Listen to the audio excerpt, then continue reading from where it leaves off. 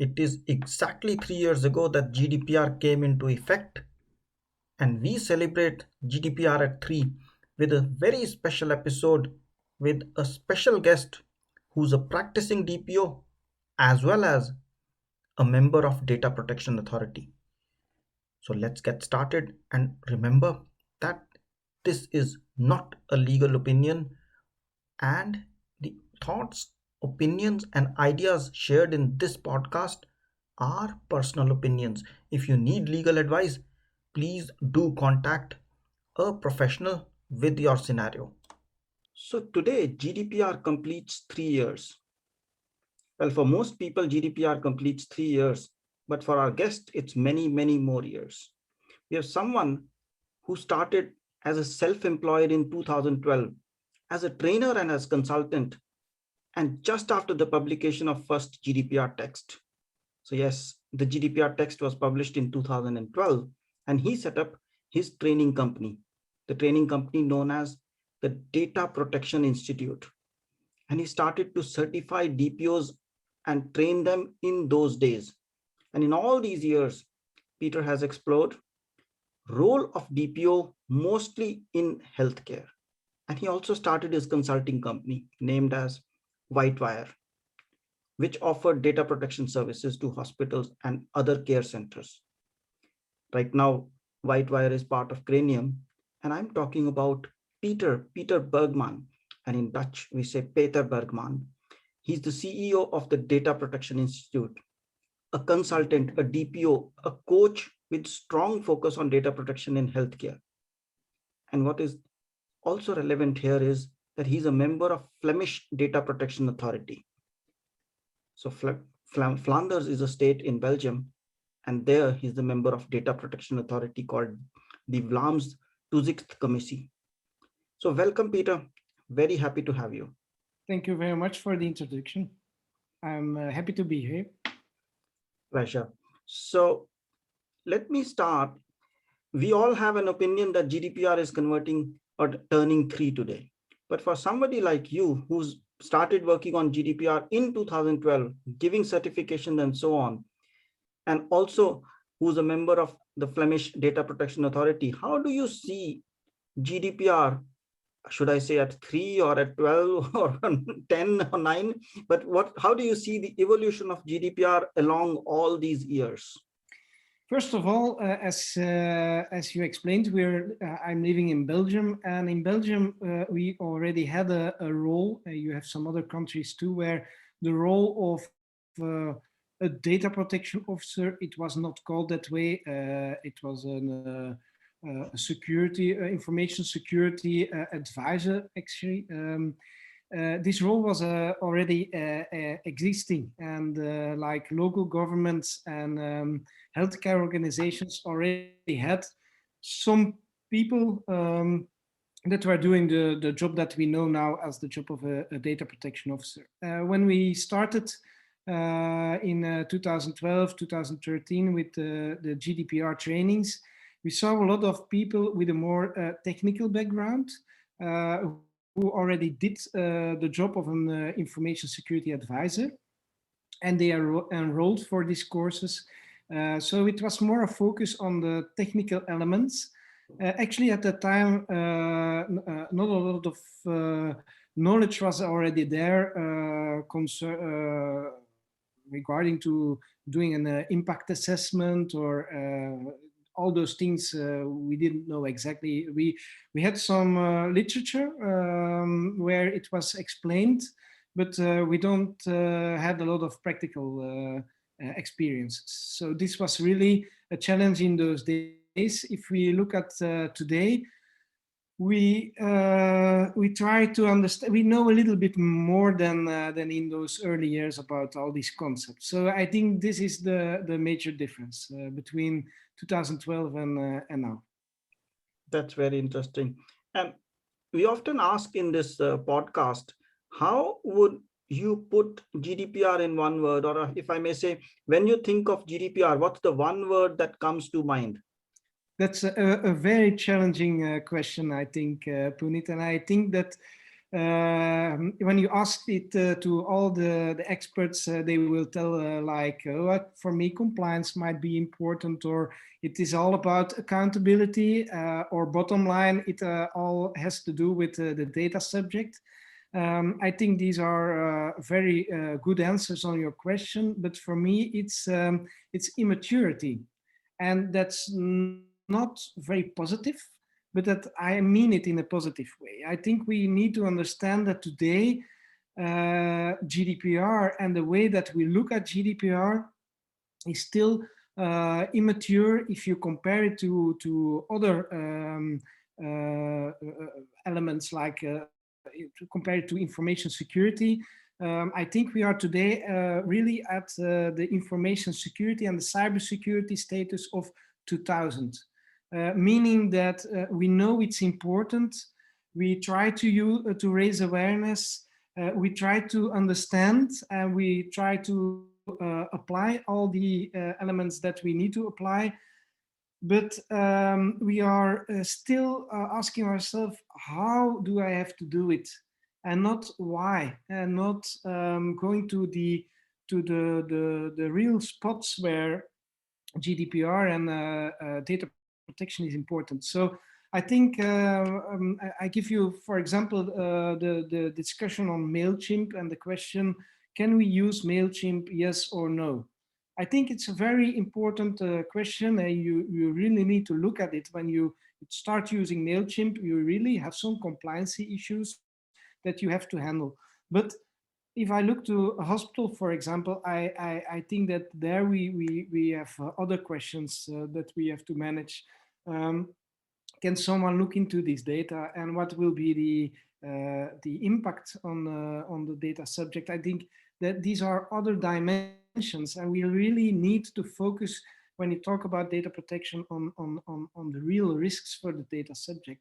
And sometimes people lose a little bit their focus, and they go to the more the other risks. And I'm not telling that using MailChimp in the wrong way, and not looking not try to look at the compliancy issues that there might be, that you don't have to worry about. You really need to do so, but is it really that important? Do we really have that much of attention as a DPO? Is that our main focus, or will we choose another battle?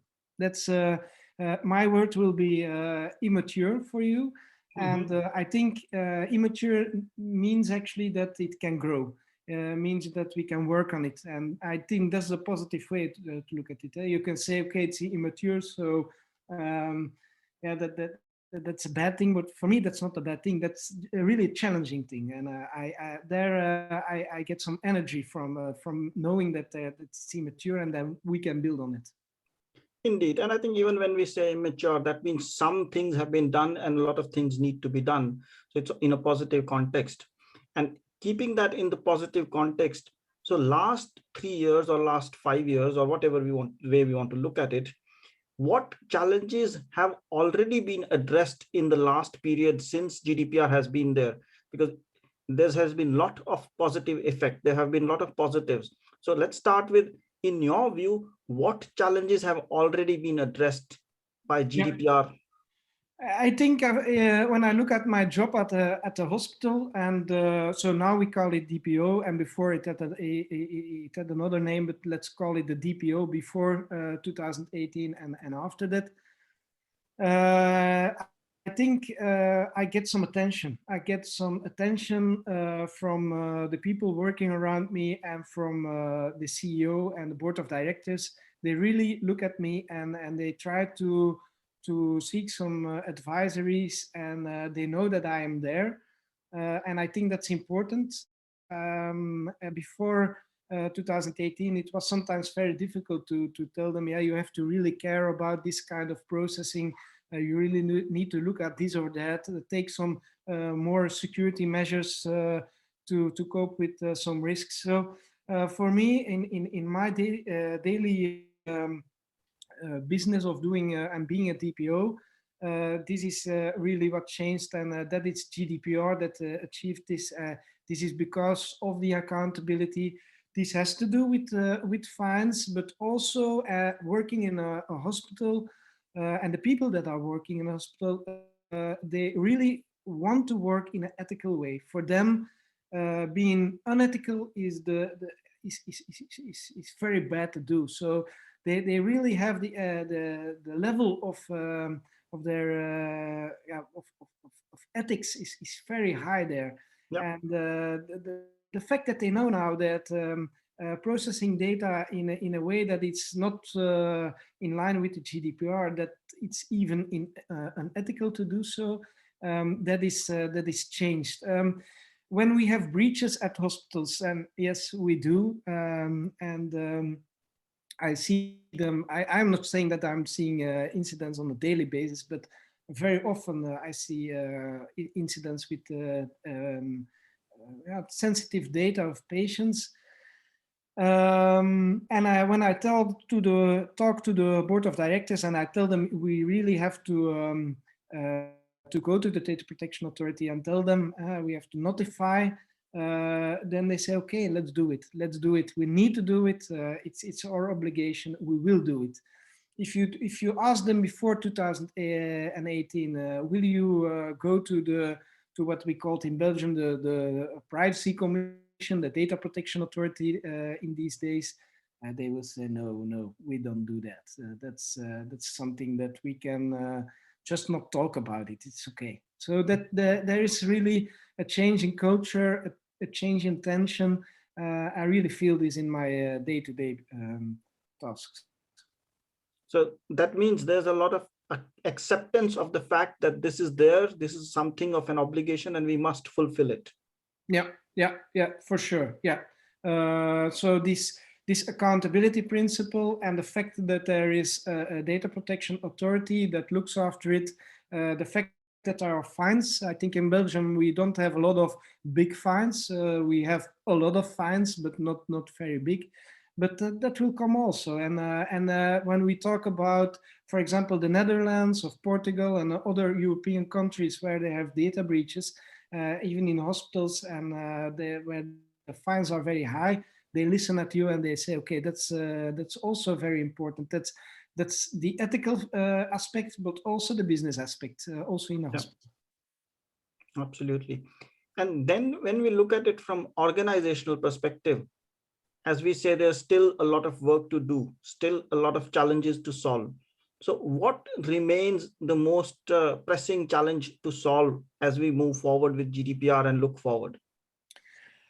For me, the most challenging will be, do you really understand what a risk assessment and what the risks are? In companies, those days we learned how to manage risks from an organizational perspective.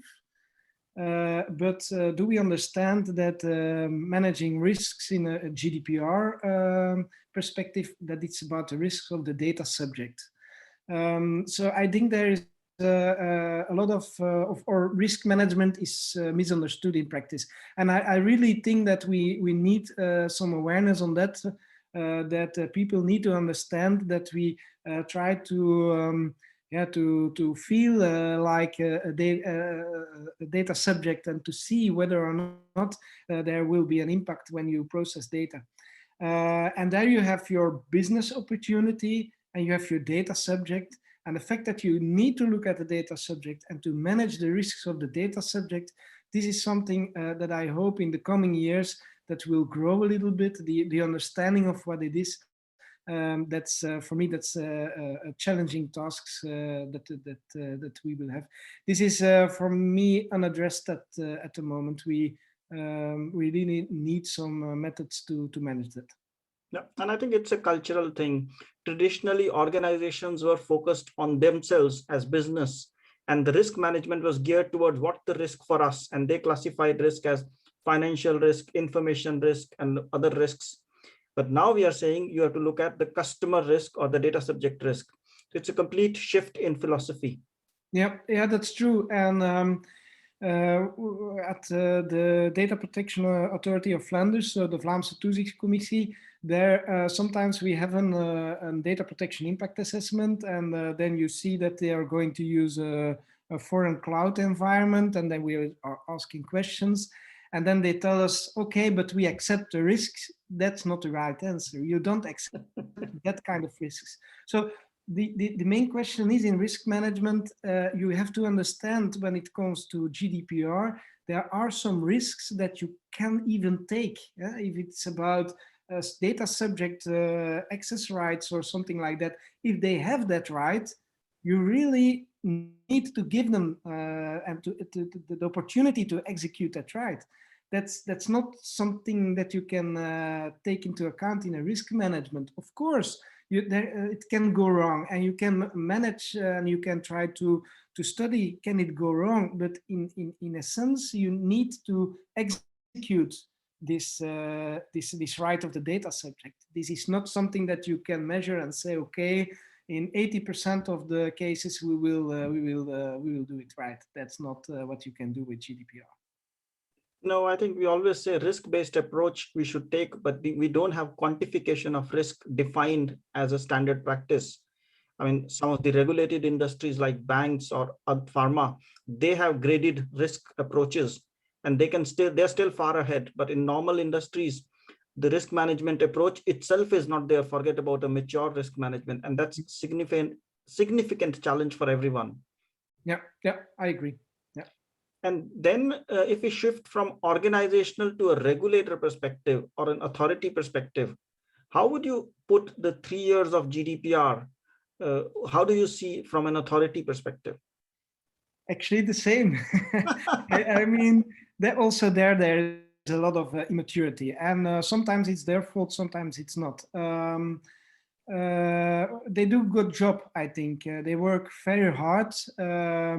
But if you see, we have a lot of decisions in Belgium, too many, I think, that go to higher court. I'm not sure if I say it right in English, but to the Marktenhof in Belgium.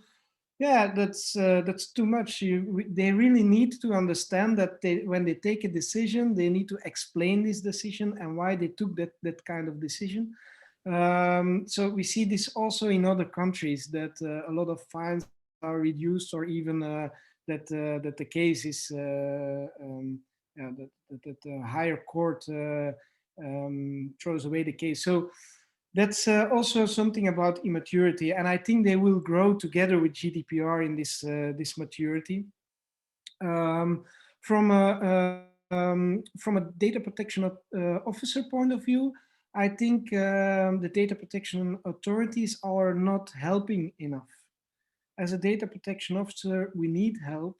Sometimes we need a discussion with the data protection authority, and sometimes you get an answer, and sometimes you don't get an answer, and I don't understand the criteria there. When do I get an answer?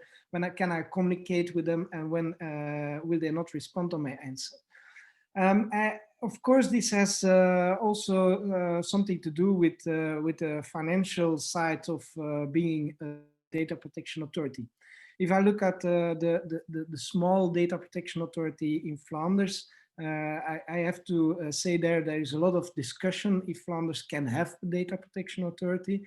But if you see the people, the work that we need to do, and the people that we have, it's too much work to do. Actually, it's we don't have the resources that we need to really do our tasks. And in Belgium, it's a little bit a pity, and that's my personal opinion, that there is today discussions about can Flanders, for example, have his data protection authority, yes or no.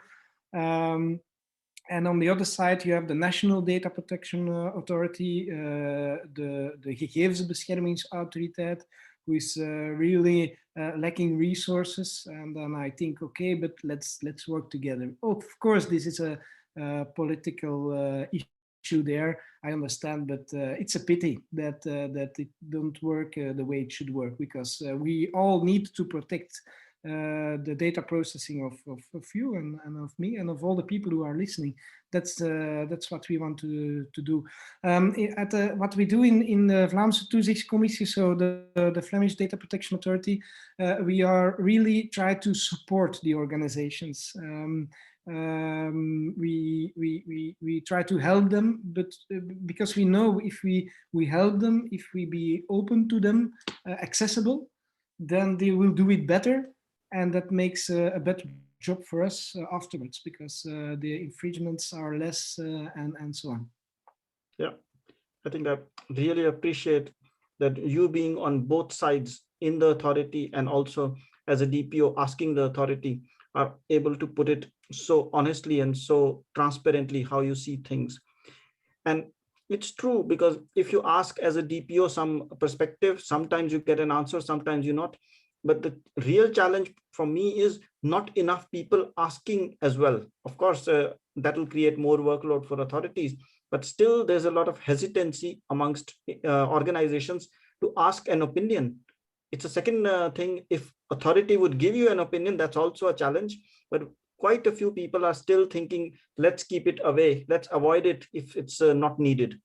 Yeah, I think it's like the policeman. Yeah. If you go to the policeman, actually, what we need to do when you look at the data breaches, we are driving through the red light, and we then afterwards we are calling the police and say, hey, we drive through the red light. That's not a very Not the natural way. way of working, and it's the same with seeking advice. Will you go to the data protection authority and ask them things? Then they know that you are doing a kind of processing. What is the trust boundary? Yeah. Also at the Flemish Data Protection Authority, with good questions when we heard the DPO talking about some kind of processing, and after that you do an inspection. Can you do it? Can't you do it? These are also things that, from the perspective of the Data Protection Authority, you really need to think about all these aspects also. How am I going to be open, and how I am? What is the relation with doing inspections? This is a kind of governance, and I think that a lot of data protection authorities are still looking at that and growing. This is the immaturity part, that you really need to think about it and trying to derive some policies, and sometimes it goes wrong, and then you have to work on your policies and hope that it goes better the next time. Yeah, I think people expect a lot, and the challenge is, whether it's authorities, whether it's organizations or DPOs, we are all humans, and we all have our limitations, our concerns, and we have to shift a huge cultural shift and a perspective shift that we have to make. And it will not be in 2 or 3 years, it will take multiple years. Yeah, I agree with your opinion. Yeah. And that's where we sometimes are harsh on authorities, saying they're not fining, and if they fine, we say they're fining less. But we need to look at, there are also staff issues. As GDPR is new for organizations, so it is for authorities. As GDPR is new for us, it's also for data subjects. They don't know, because if it was the United States, we would have huge lawsuits and so on. But we are in Europe, and that's also a good part, because we need to let it land. Yeah, that's I agree with that. So now looking at it from a consumer perspective, so data subjects. So in your view, what have been the wins that GDPR has delivered? I mean, I can personally vouch for, it is an immensely powerful tool when you use it correctly as a data subject. Because I was in a hotel, they charged me after a few months, when there was some confusion, and they charged me one night extra. I call them and they say, no, you stayed it. So yes, I stayed it, but other company wants to pay me. The company didn't pay me, you charge me. And then and then no answer, no support. And then I just write one line, I like to exercise my right of GDPR, and I need right to access. Why did you do it? Why did you keep my credit card information? And I now exercise right to deletion, and I will exercise right to complain. Yeah. And in 2 hours, which was pending for 2 days, it got addressed. So it's a really powerful tool for consumers. But how do you see, what wins has it delivered for consumers? It's really powerful indeed.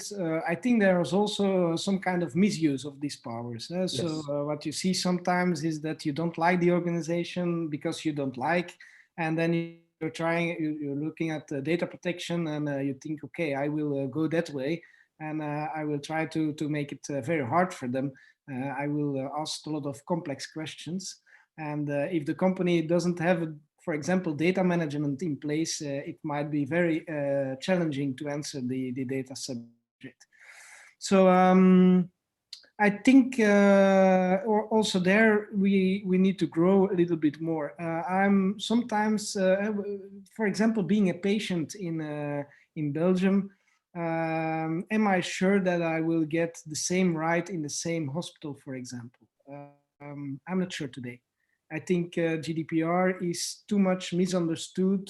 It's complex when you reflect it to healthcare, because healthcare has some local laws also, and I think that's for every country, also for Belgium. So that makes it very complex. And I think there is a lot of misunderstanding. Sometimes I get a patient who is very angry and say, okay, I have the right to delete.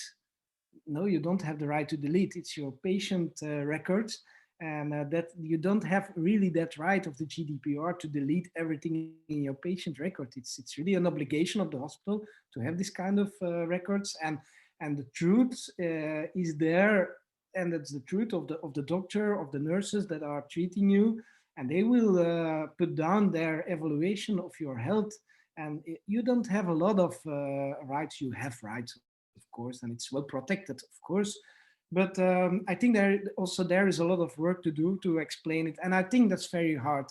And on the other hand, if you look, for example, at a privacy policy, if I try to write a privacy policy for a hospital, I do it again, I do it again, and I do it again. But it in the end, it's confusing. It's hard.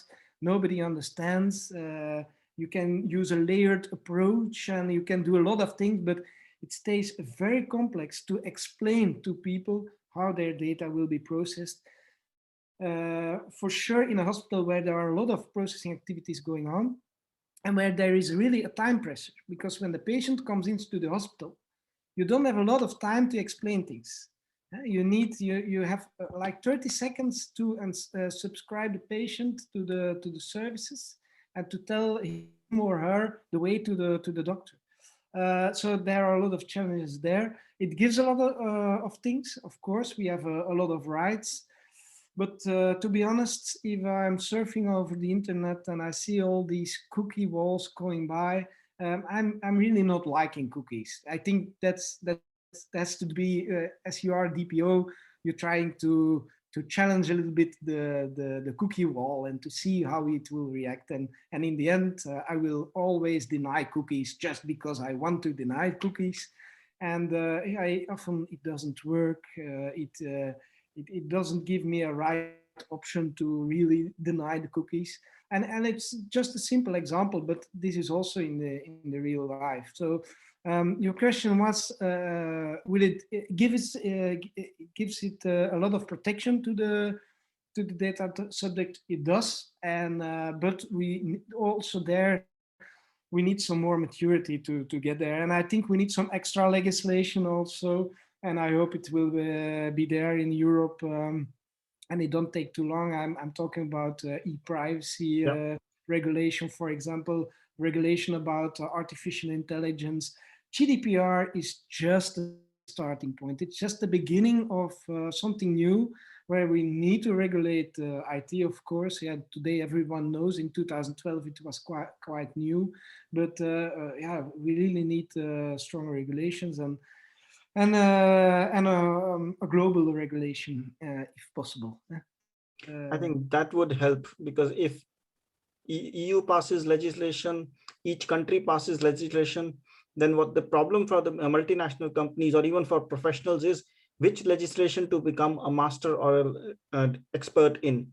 And what you need, like we had the OECD data protection rules or data protection guidance in 1980s, We need that kind of an approach rather than each country passing its own law and making our lives difficult. It's Yeah. good for the business as a data protection expert, but it's not easy. No, it's not easy, and also for the data subject who will be moving from one country to the other in just a few seconds. It's really important that they know that they are protected in the same way. And okay, I think we will get there, and it will take some more years. And GDPR is a huge change. It's really making the difference. I think it has very good elements in it. So I'm really a supporter of GDPR, but in the execution, we need some more maturity, experience, and that's the role of the data protection officer. The role of the data protection officer is to be ahead of these changes and to lead the organizations, the companies, the government to the next level. That's our role. We are leaders in executing the GDPR. That's our role, and that's why I like to be a data protection officer. That's a perfect move towards my next question, which I was intending to ask you about privacy professionals, especially the training and development. How do you see the evolution of privacy professionals from here on? Because last 3 to 5 years, we have had a surge in privacy professionals, but we also need more maturity, and the role of privacy professional is a very complex one because the DPO is expected to be almost everything. It's more, I compare it to the role of CEO, and somebody joked me saying, so I can become a CEO. I said, I did not mean that, but essentially it's so complex that you need an insight and oversight on everything. Mm-hmm. How do you see this evolution happening going forward? I think for me there are two major elements or words that we should mention to answer your question. And this is coaching, being coached. I think the day that you sit there as a data protection officer and you think, I am the perfect data protection officer, that's the moment that you are wrong. It's like you say, it's very complex. It's and you need to be technical, and you have the legal part, and you have the organizational part, you have the human part. There are so many dimensions that we have to manage. You will never be perfect in all these dimensions. So coaching is one, and coaching and training, but I really want to stress on coaching, and building communities, because how can we learn? We learn from each other. We learn in a community. So building communities and coaching and training, these are the most important aspects. We really need to understand that we need coaching for all these years that we will be DPO. We will need coaching, and we will need the communities to learn from each other. In Belgium, for example, we have I can think of 3 communities. We at the Data Protection Institute, we have the privacy cafes that we organize normally, but of course we have Corona, and it's quite difficult to organize it now. We have DPO Circle, for example, which is also a very good community where DPOs come together. We have DPO Pro, which sits in Belgium, or official data protection officer organization. And of course, there are more than those 3, but we really need these communities. They are very important for a data protection officer. I think for Belgium, and I can only speak for Belgium, they're doing all a great job. And I want to stimulate that. I think we need, as a data protection officer, understand what we do at Data Protection Institute is we have a 5-day training for becoming a data protection officer. And I know that an experienced data protection officer will tell me, Peter, 5 days, that's not enough to be a data protection officer. And they're right. And at the last day of our training, I come into the classroom and I ask the students, are you ready? Because this is your 5th day. Are you ready to be a data protection officer? And they are all looking at me and they say, no, now we know what we need to do, but we really have to be more experienced to do a good job. And that's true. That's true. So after your training of a data protection officer, you need to yeah, to execute it. And the good thing is, and that's also what I tell them, the good thing is we see data processing everywhere. When you are in your house, you leave your house, you go to your car, you go to the everywhere there is data processed from you. So you can always train yourself. But take care that when you train yourself, that you go back to the real law of the GDPR and what it is telling, because we have a lot of interpretations going on. Yeah, People who are trying to standardize things, and these are data protection is very sensitive to the context, and the context is one of the most important words. Perhaps that's a better answer than immature, but perhaps context is the most important word, because if you're processing data and you do it in another context, it might be a huge difference compared to taking into account risks and things like that. absolutely. I think I cannot overemphasize the fact that when you talk about coaching, it's not about hard skills on data protection. It's about ability to bounce off, ability to consult somebody, because you don't want to be going to KPMG or Deloitte or the big four every time. You need somebody who's a sparring partner, and every week or 2 weeks you just share, this is my challenge, this is how I'm feeling. And there's an interesting story. I was talking to a chief privacy officer. So by this, you know already that it was a US company, probably. Yeah. And they said, and I said, okay, I coach also. So, and they say, no, no, no, I don't want to be coached, because then people will think I don't know. And I said, no, your CEO gets coaching. Roger Federer gets coaching. Rafael Nadal gets coaching. Every Olympian gets a coaching. So that doesn't mean they don't know how to run or how to swim or how to play tennis. They know it. Rather, it's about helping you with insights which you may be missing being in the heat of the moment. Yeah, yeah, that's true. And what we do in Belgium, we and in Flanders, we have a community of data protection officers, all working in the hospitals. We know each other. We have a kind of a platform where we can exchange IDs and some stuff like that. That's really helping everyone. That's also so you have the coaching, like you explained, which is also focusing on other elements than really the GDPRs, the law and the security measures. And on the other hand, you have the platform where you can help each other, and you need both of them. That's true. Yeah, I agree with you that never forget that you're yeah an advisor of the company. So Indeed.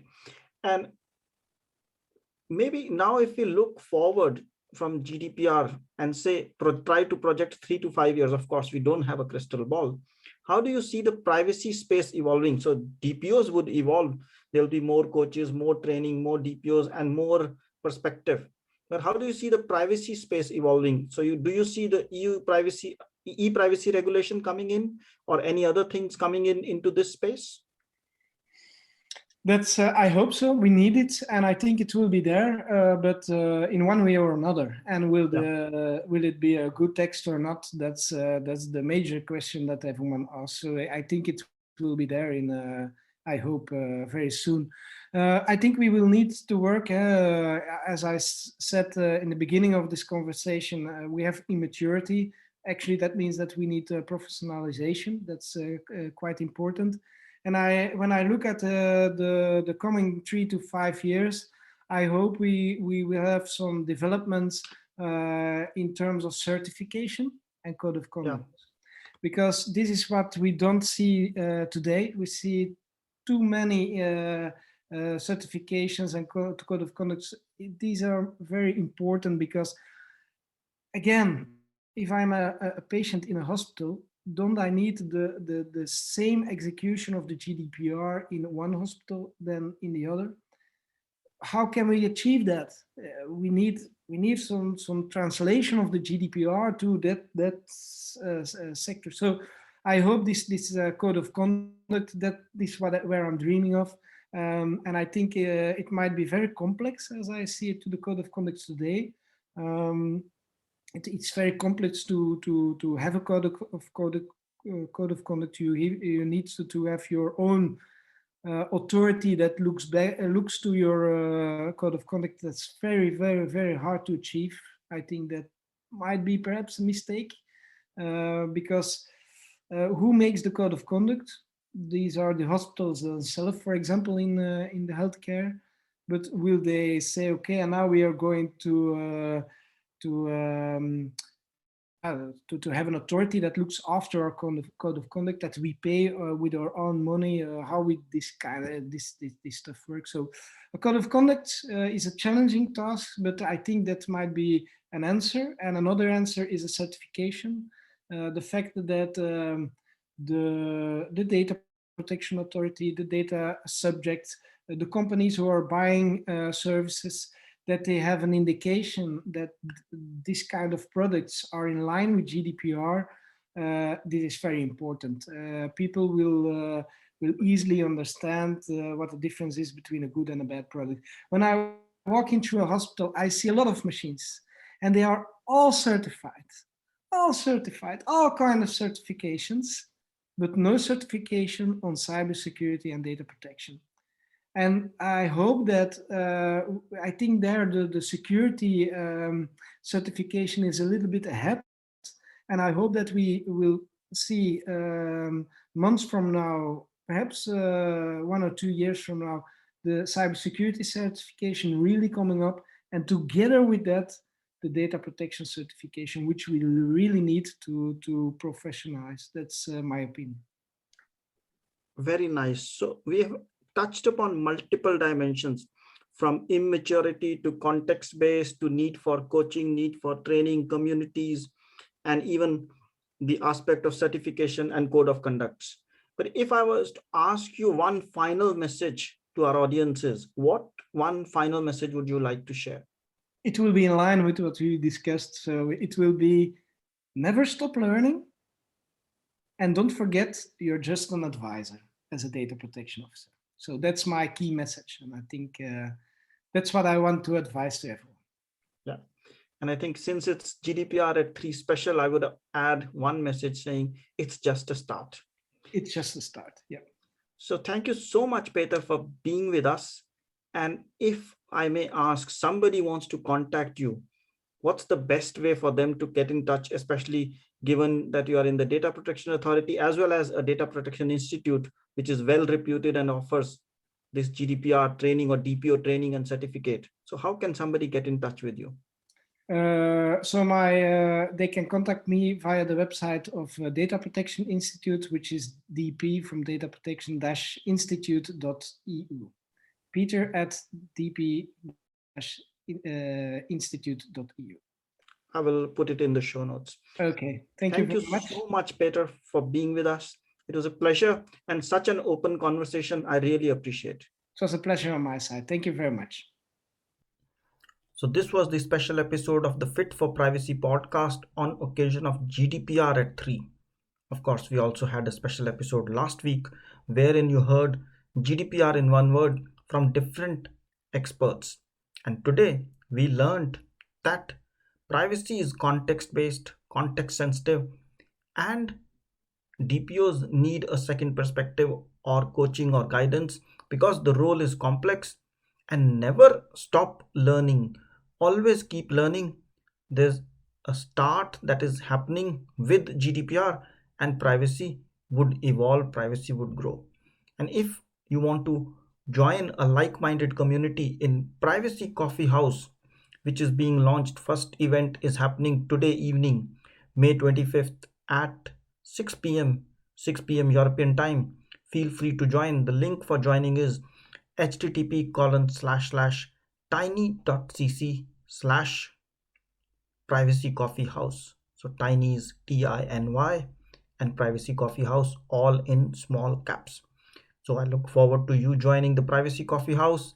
Stay safe, stay blessed, and look forward to you joining the Privacy Podcast, the Fit for Privacy Podcast next week. Till then, stay safe, stay blessed. Subscribe if you haven't subscribed yet. Write a review about Fit for Privacy podcast and share it with your friends. And if you don't like it, ignore it, forget it. Thank you so much for listening today and stay safe.